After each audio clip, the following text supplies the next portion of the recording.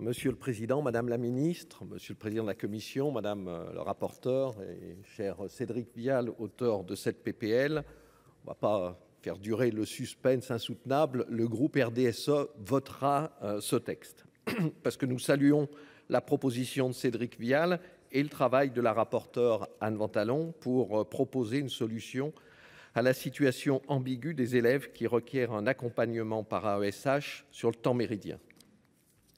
Les auditions ont révélé des disparités d'accompagnement entre les communes, entre l'enseignement public et privé, qui contredisent l'égalité de traitement des élèves en situation de handicap selon leur lieu d'habitation ou de scolarisation. Cela n'est pas acceptable. Alors une sagesse africaine dit qu'il faut tout un village pour éduquer un enfant, et une sagesse rurale, au contraire bien de chez nous, dit que chacun son métier et les vaches seront bien gardées. Alors, Madame la Ministre, il est temps de remettre de l'ordre et de placer l'intérêt des enfants au centre de nos préoccupations, plutôt que de se perdre dans des polémiques de compétences. Que l'État, par l'éducation nationale, reste le maître de l'enseignement. Que les communes continuent à assurer l'accueil, l'entretien des locaux, le recrutement des ASEM et l'organisation du périscolaire avec leurs intervenants et leurs associations locales, et que les départements, par leurs compétences, assument le médico-social, mais tout le médico-social. La PMI examine, dépiste les handicaps jusqu'à l'âge de 6 ans.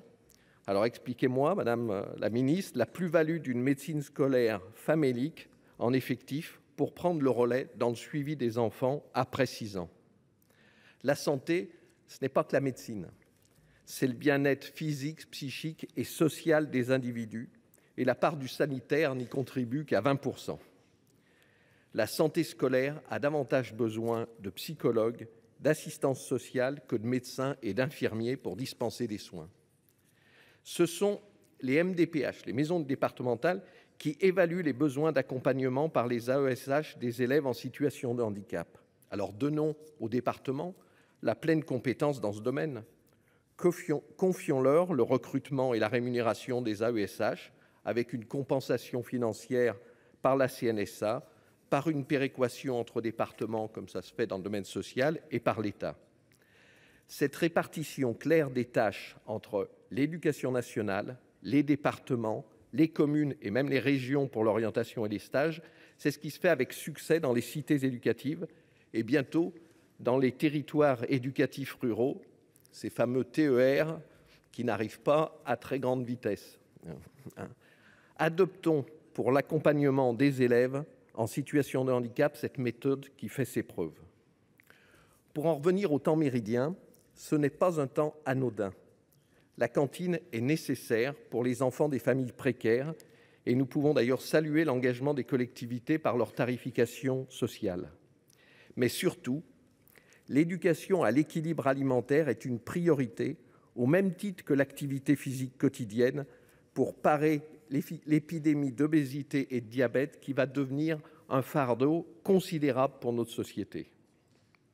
Enfin, Madame la Ministre, il ne faut pas que vous laissiez votre collègue de l'éducation gérer des situations à la fois douloureuses pour les élèves en situation de lourd handicap, perturbantes pour les autres élèves de la classe dans laquelle ils sont affectés et épuisantes pour le corps enseignant qui doit composer avec des élèves porteurs de handicap trop lourds et qui relèvent d'IME, mais sont condamnés à aller dans une école ouverte par manque de place en IME. Ces situations ne sont pas tenables et risquent de remettre en question l'école inclusive, qui est un beau projet, mais qui réclame les moyens de ses ambitions. Cette PPL le rappelle, et si j'ai semblé élargir son objet initial, c'est qu'il est urgent, Madame la Ministre, de prendre ce sujet à bras-le-corps.